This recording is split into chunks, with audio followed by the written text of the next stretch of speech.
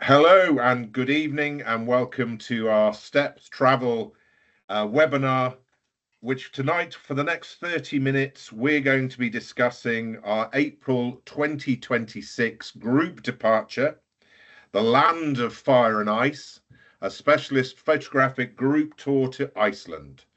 My name's Giles Cross. I'm Marketing Director at Steps Travel, and I am honoured to be joined, firstly, by Anna, who is moderating our session. If you have any questions that you want to have asked during or at the end of our time tonight, please do ask them via the chat. Anna will sort them out and send them to me. But most importantly, the stars of the show, I am joined by Sue Grimwood, who, and I'm going to use a word here that I heard for the first time today, she is our Steps coldcation specialist, otherwise known as the Ice Queen. Sue has been fascinated by colder climates and exploration and polar travel since her very early years. I travelled with her to Svalbard last year, and to call her a specialist in colder climate travel is an understatement of gargantuan proportions. So it's great to have Sue on the call. Sue is the person who has put this trip together for Kav. And I'm also here with Kav Dadfar, who is a globally renowned photographer and leader of photographic tours, and also the founder of JRNY Magazine, an excellent publication. This is currently available in all good retailers and, of course, via subscription. I would urge you to look at the Canada section that features 7 itineraries from Steps, but that's just a shameless plug. So without further ado, what I'd like to do is, before we get into a discussion around the tour, I'd like to hand over to you, Kav. You're going to be leading this in April next year, a tour for 10 people. I'd like to hand over to you for a brief slideshow for you to talk us through what we're going to be doing. Over to you, Kav. Thank you very much, Giles, and hello everyone, and welcome. Thank you for all those who've joined us from the UK and around the world. I'm really excited about this tour. Those of you who have traveled with me before, those of you who know me, know I love landscape photography, and really, I don't think there's a better place in Europe for landscapes than Iceland. That's personal opinion. I'm happy to argue it with anyone. But this really is a great tour. It's a very unique tour. I've never run a tour to Iceland at sort of springtime. It's always been autumn. And that is a really lovely time of year to go, because we're going to get a completely different view, completely different conditions that we would do in autumn. So I'm really excited about this. I'm going to just kind of take you through a very brief, very quick showcase of some of the regions we'll be seeing, some of the types of photos we'll be taking. This is landscape photography, so who knows what the conditions will offer. And that's one of the things I love about Iceland, is you could be outside looking at grey skies and thinking when the next glimmer of sunshine is going to come through, and then 2 minutes later you've got conditions that you just want to forget taking photos and just admire. Obviously, Iceland, I'm sure most of you are familiar with the actual island. It's a pretty small island, and really this tour is designed to break it into 4 sections. So as you can see, it's a pretty comprehensive trip around the island, and we'll be covering all the entire ring road, north, west, south, and east. And over the next sort of 10 minutes or so, I've broken it down into the sections that we'll be seeing. So most of you will hopefully arrive in Reykjavik and have a day or so to yourself, maybe an afternoon. The famous church, which I'm not going to pronounce, and I do apologize if I get any of these pronunciations completely and utterly wrong, which I will, but I won't attempt to pronounce this particular church. This is the iconic sort of spot that everyone will see when you're in Iceland. It's a really beautiful church, very unique. There is going to be a ton of people in front of it. It's a famous spot. But what I really love about this church is actually the inside. And there's really great photographic opportunities of being able to get these beautiful abstract shots of the sort of the architecture.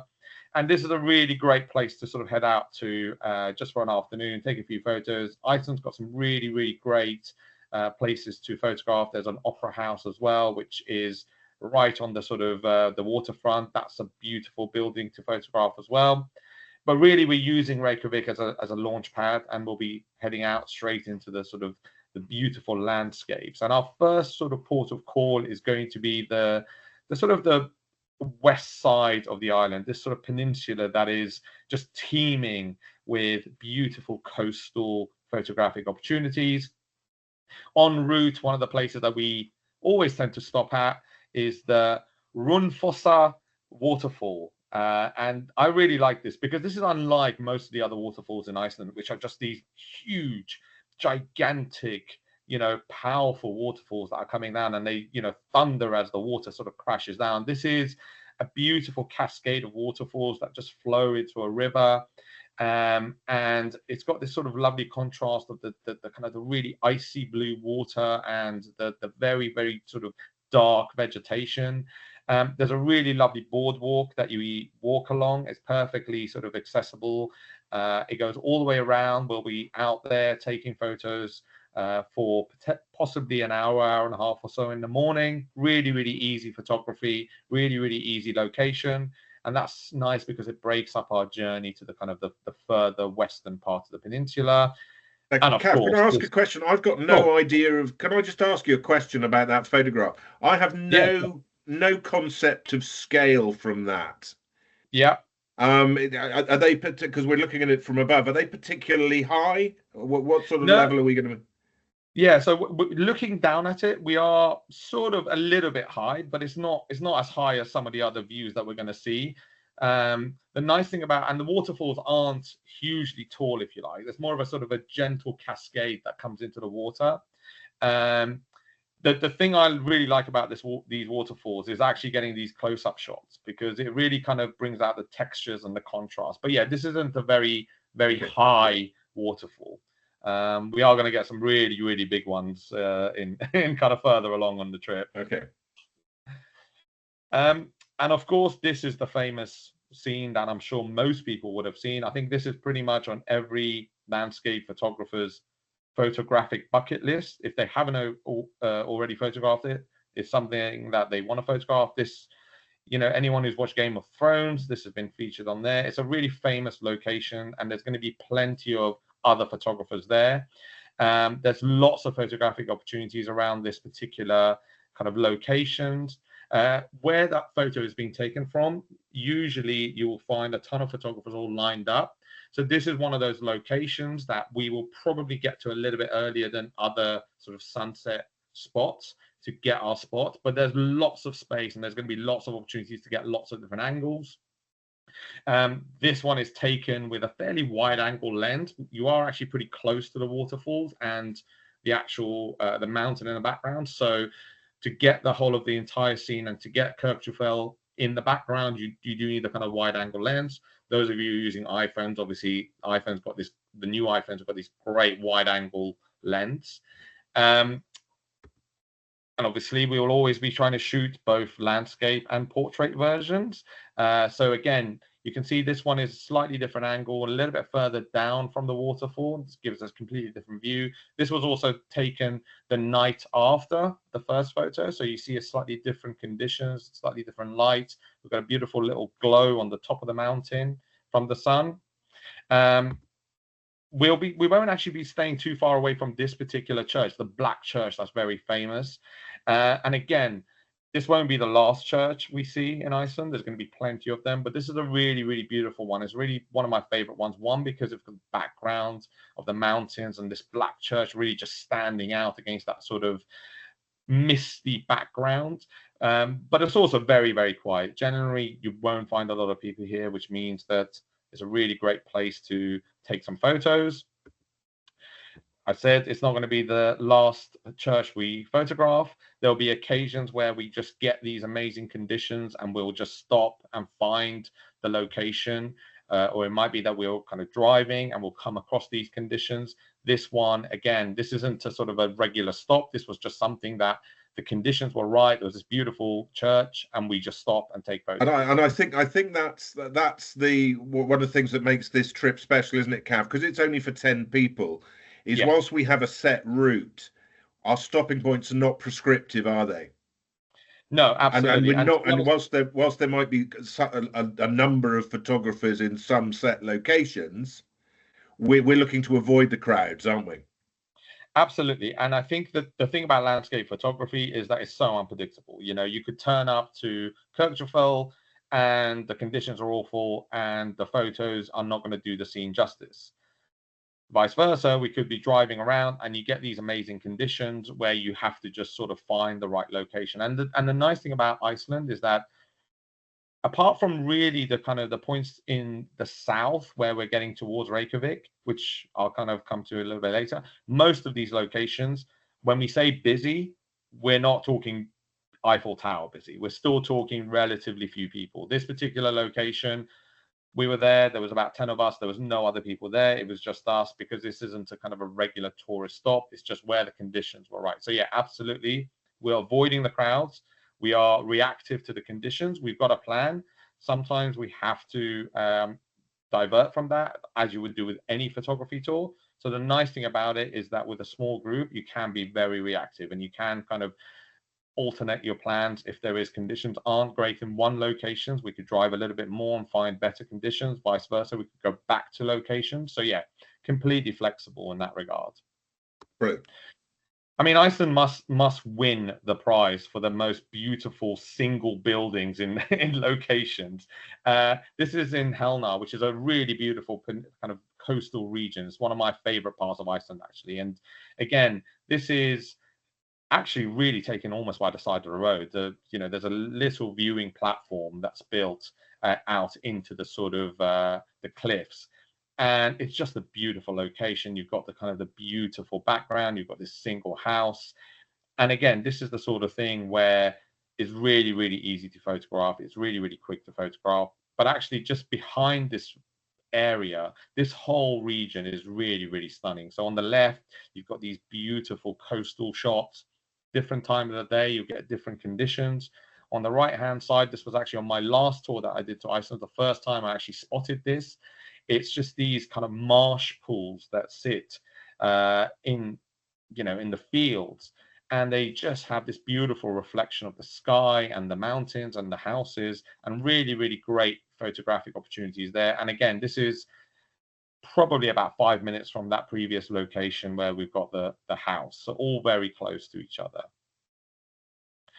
We then moved to the northern part, and we were talking about crowds, and this is where there's very, very few crowds. So most of the people that come to Iceland sort of try and focus around Reykjavik and then that sort of yellow area down the south. That tends to be the sort of the bulk of the traffic, if you like. So when we get up to the north, it's going to be a lot quieter, and we may not see snow, obviously, depending on the time of the year, but there is a good chance that we will see snow. And this is where we start getting these really, really dramatic, craggy, high mountains. Again, this is a shot that's just taken by the side of the road.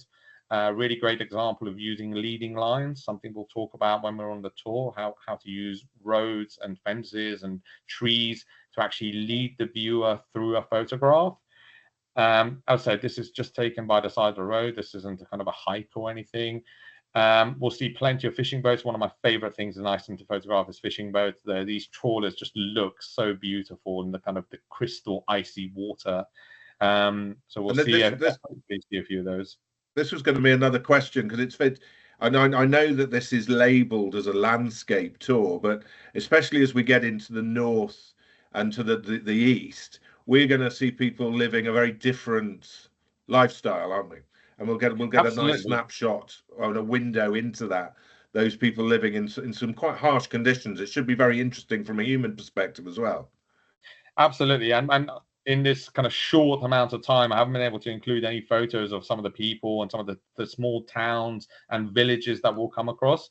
But there will be so many of them that we'll come across, and they've got these beautiful harbors with fishing boats. There'll be people sort of walking around. We may even see fishermen who've been out in the water in the morning and coming back for a catch. So there's going to be lots of other opportunities as well. We're also probably going to see some bird life as well. Again, usually when I've run this tour in October, there isn't much bird life at that time of year, but in spring we should see a lot more. So this is for me a much more all-encompassing tour. You're going to get a lot more photographic opportunities than landscape. But of course, we're talking about Iceland. Landscapes are the kind of the main draw here for people to photograph. I know that some people have emailed me and asked me about Northern Lights. There is always a chance of seeing the Northern Lights. It's not the best time of year to see the Northern Lights. April, usually that's sort of September to around March time is the best time. However, you never know. And to be perfectly honest, I've been to Iceland in November, and I've never seen the Northern Lights because every night was cloudy. So we never know what we're going to get. There is a chance we could see them, and then northern part of Iceland is really great for the Northern Lights because there's so little light pollution. I mean, you can see even with that sort of the road that leads down the bottom, you can just imagine how dark it is to be able to get very little light pollution there. And as I said, we'll be keeping an eye, and hopefully, fingers crossed, we might get the Northern Lights. And if we do, we'll head out.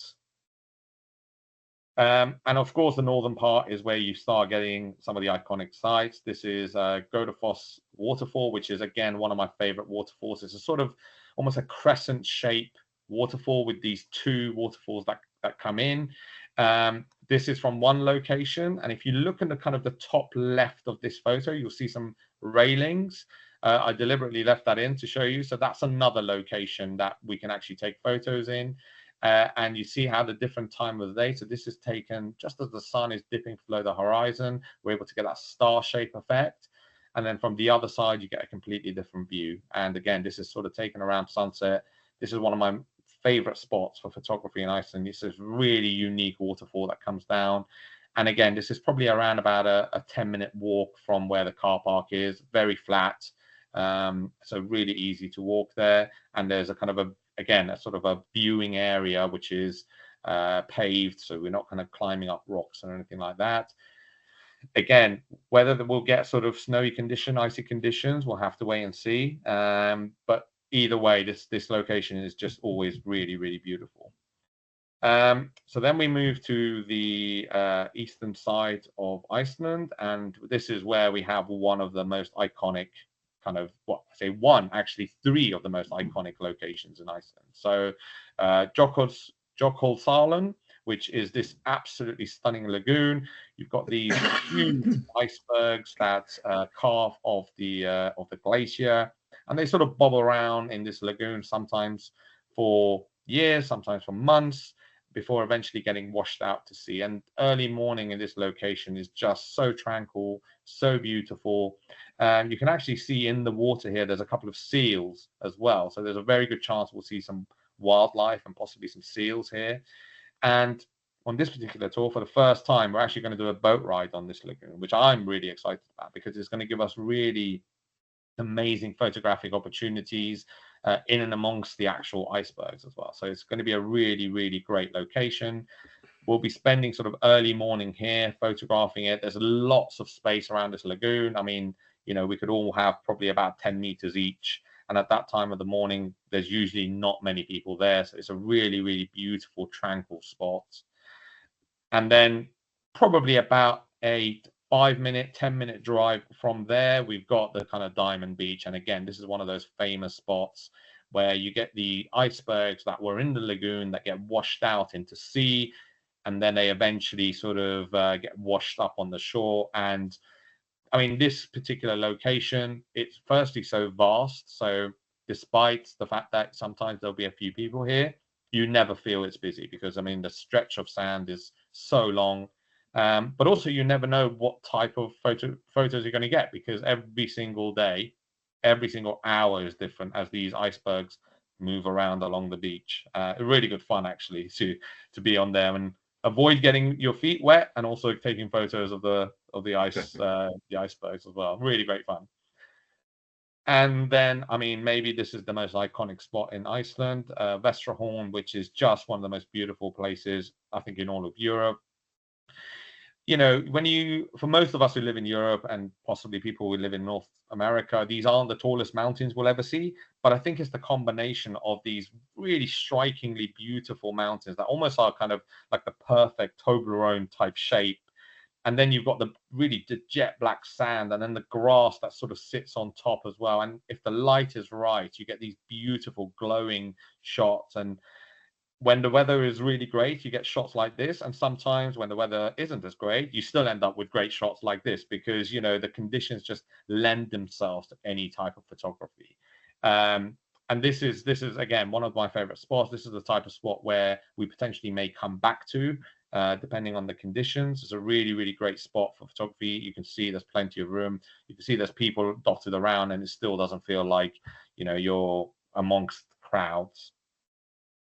And of course, you know, we've got the icons, but occasionally we'll just come to spots where there is photogenic places. This is taken at a very random restaurant that I stopped at on my last tour. We were just kind of driving around. We decided to have a slightly later lunch, so we stopped at this particular restaurant, and this was literally behind us as we were, you know, eating in the restaurant, and we were looking out at this. And what a great spot for a photo. And this isn't a stop that we'll stop at, but it's situations that we'll just come across. And so there's plenty of opportunities to take photos that aren't of the sort of the iconic locations, if you like.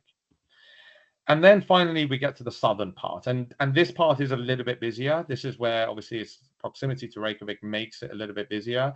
This particular part isn't Vik.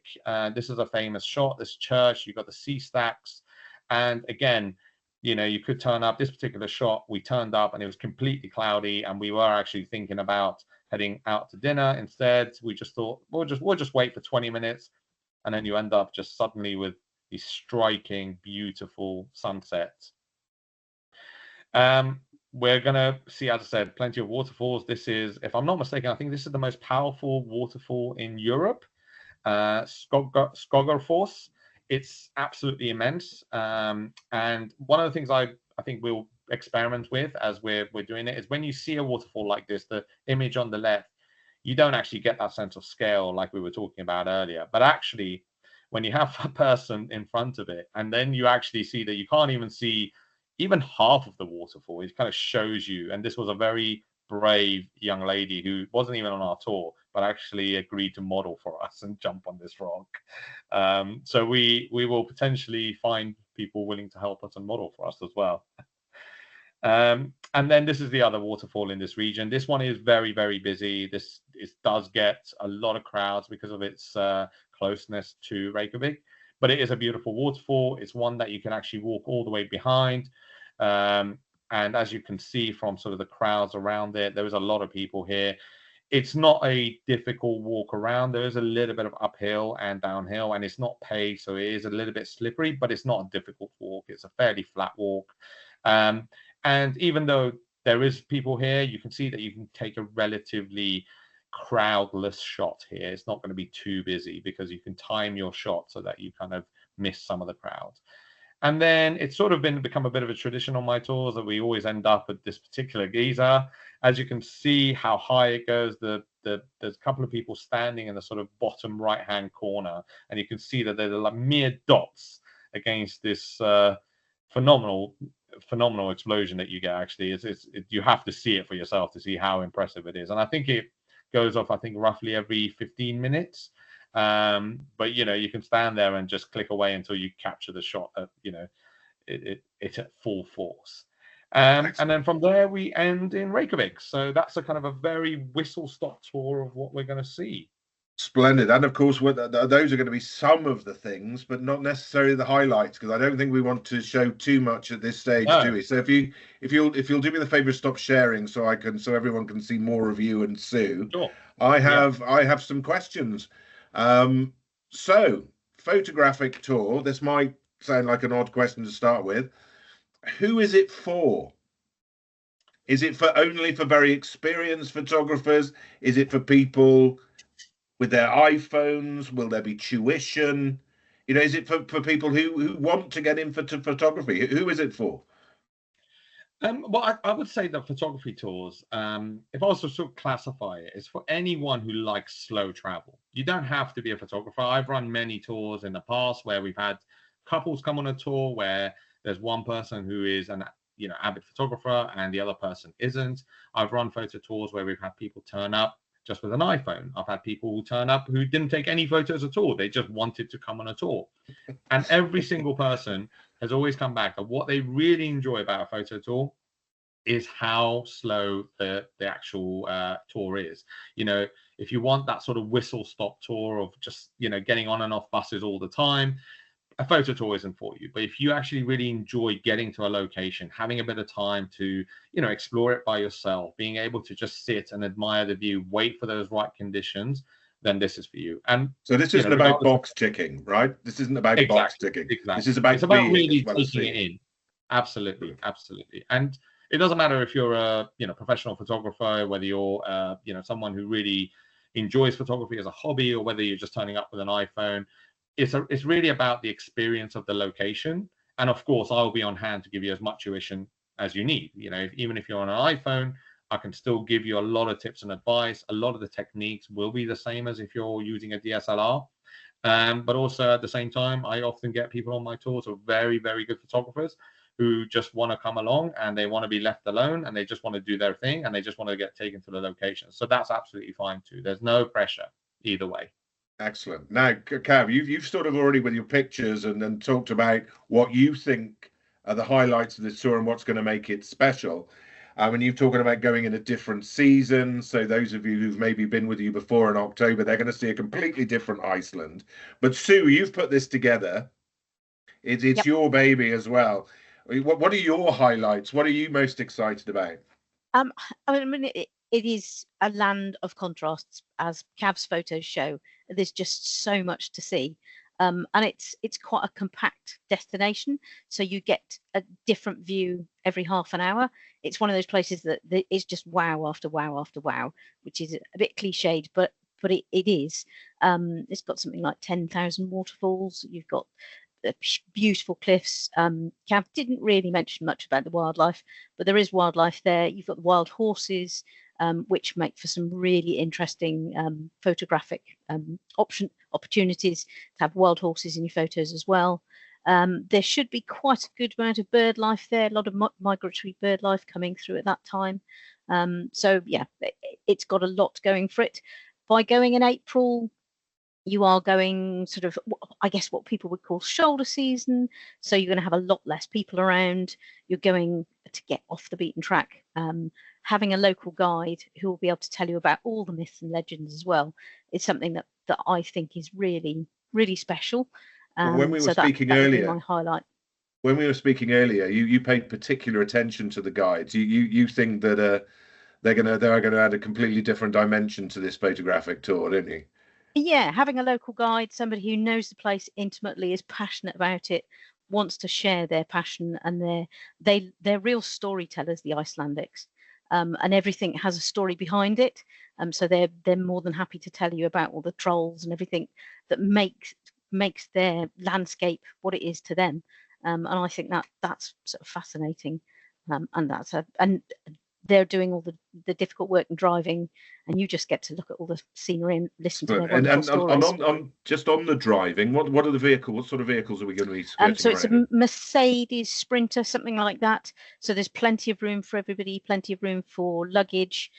So it's one of those things, certainly going this time of year, you'll want to carry clothes that you can layer up and layer down. So you don't want to be scrimping on your luggage, and obviously photographers generally have quite a lot of extra bits and bobs.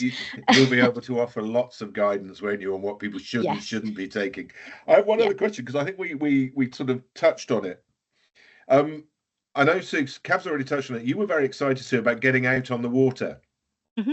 Oh, and you think that's going to be a real highlight of this trip, don't you? Because it's not only sights, it's sounds, isn't it? Yeah, the listening to ice in water is phenomenal.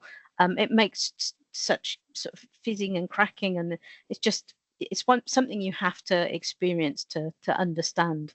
And we're talking glacial ice, so it's ancient ice, and it's popping out history that's millions of years old, and that fascinates me. I've been there. I know what it's like. Now, we've talked about the time of year, and we've talked about what's interesting about this tour is that whilst it is quite a compact location, the fact that we're going all the way around it, we're sort of avoiding those tick box destinations where people just want to rush out of Reykjavik and see over a weekend. We're going for a period of time, so we're really going to be in some quite interesting and new areas. But we've also, I think, curated our accommodation and our food and beverage quite carefully as well, haven't we? I mean, Kav, I know you were excited about the food. And I'm not being cheeky, Always. but you were saying that the way we've organised the food on this is unusual for a photographic tour for you. Yeah, I mean, very, very few photo tours that I've seen actually offer dinners. Iceland is a very expensive location, you know, and especially since COVID, it's even more expensive. So the fact that dinners are included in this tour can easily save you, I would say, £1,500, £1,500 for the duration of the trip. And the food is fantastic. I mean, most people, I think, who've come to Iceland are actually really surprised how good the food is. It's not sort of, you know, what people have these preconceived ideas. It's all going to be sort of quite tasteless stews, but it's actually not. It's absolutely delicious. There's amazing fish, there's amazing meats, there's amazing vegetables, and really is a great location. And the fact that dinners are included, I mean, I'm excited about that. It really is a great tour. Well, on the subject, moving on to that for accommodation, we, as Steps people, Sue, we talk about the, you know, some people seek the experience of luxury, whereas people who travel with us really want the luxury of experience. This is what this trip is about, is a wilder Iceland and be able to capture it on photographs. But whilst the accommodation may not be luxury, it's perfectly good, isn't it? Oh yeah, it's very Scandinavian, and it's a very Scandinavian thing to have a small room that's got everything you need in it. It's clean, comfortable, fantastic service. But the room they consider is somewhere you sleep in and change, and that's all it's there for. Why would you want all the knobs and bells and fluffy cushions, etc.? So it is very much like being in an IKEA store, but you'll find that they have fantastic views and they have brilliant locations, and that's why we picked all the hotels that we have for their location, and also they are sort of the best that's on offer in the various different places. And so, we'll be able to have nice social evenings as well, I understand, Cal. Yes. Absolutely. I mean, you know, the only thing to do in Iceland in the evenings is to keep warm, and we do that with lots of whiskey. Splendid. And of course, talk about looking out to no the aurora as well, because I know you did say, yes, the aurora is always a bit touch and go, but if you're going to go for auroras, this is the year to go. So yes. Yeah, fingers crossed. No, we've covered quite a lot, and I'm keen not to overrun. Waiting for aurora. sorry, Kav. I'm keen that we don't overrun for too long. I promised everyone half an hour, but there's a couple of things that we need to address. We need to talk about the financials, so that everybody's aware. Now, the total cost of the trip, which is 12 days, and you know, from a personal perspective, I'm looking at this. You know, the price is very keen at £6,495 per person, and that's excluding flights for full board, lunches and evening meals are covered, drinks obviously not, all of those sorts of things. But Sue, I think that covers the sort of total costs, although there would be supplements for singles. How do deposits need to be paid, and by when? Okay, so the 6,495 price is if you book by the end of the month. It's the current £500 discounted rate for early booking. And for that, the deposit would be £1,950, which equates to about 30%. And then your final balance is due 120 days before. So around Christmas. Yes. Oh, yeah. How helpful. And then if you want to wait around, but I would have said, looking at the number of people that we've got on this webinar, and the number of spaces we've got on the trip, I wouldn't be surprised if it hadn't sold out by the end of February anyway. But if you want to leave it till later, then yeah, it does go up slightly, and then the overall deposit goes up slightly as well. Now we have a question. Oh, sorry, Sue. I thought you finished. Sorry about that. That's okay. And we can arrange flights in and out. Looking at the schedules, I think Iceland Air is probably going to be the best option for people.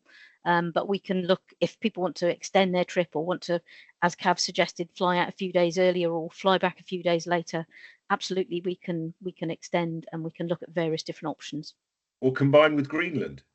Yep. What a great idea, but that's an entirely different webinar. We have a question from one of our guests, What is the opportunity, or is there any potential for volcanic eruptions, or is there opportunity on the tour to see, witness, enjoy enjoy might not be the right word, to or participate, to witness volcanic activity? Well, there's obviously the underlying volcanic activity that causes the geysers, etc.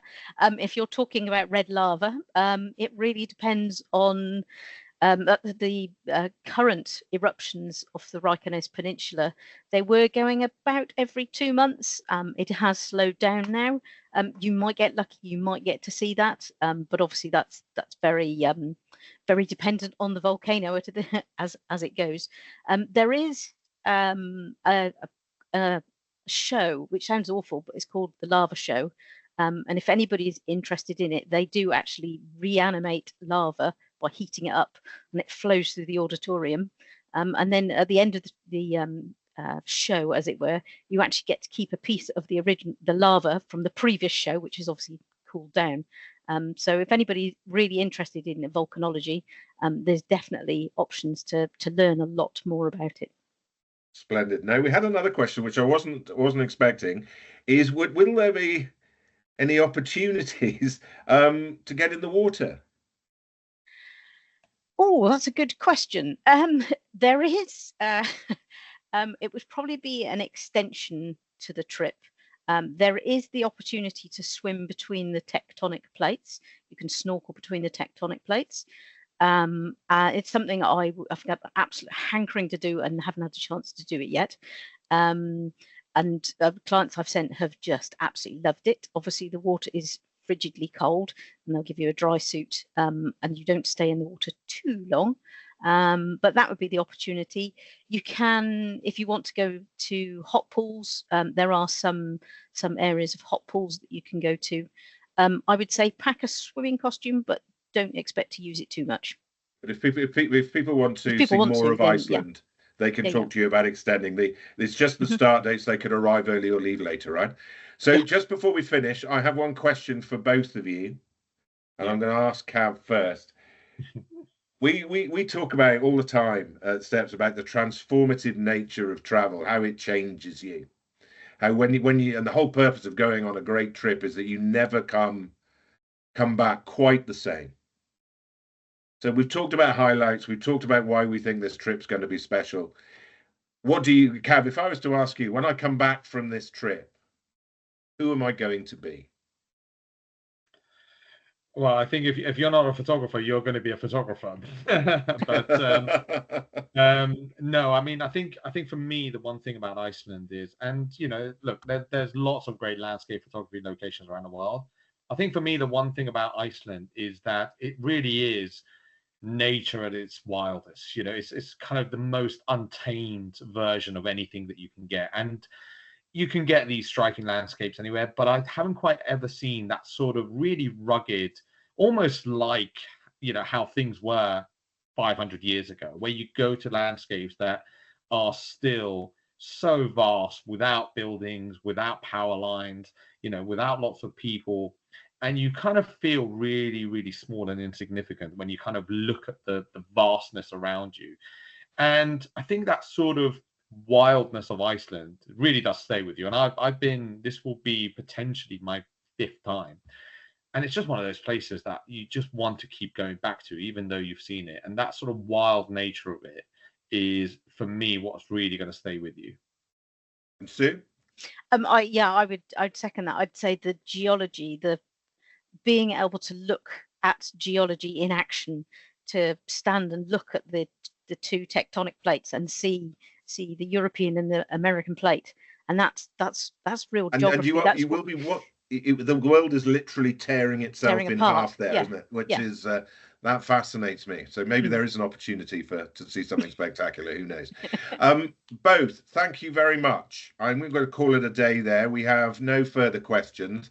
Now, in terms of next steps, Anna is going to package up this session. It's been recorded and is going to send it to everyone who said that they'd like to attend, and she will include in that email a link to to the tour, which is available on the Steps Travel website, which is stepstravel.com.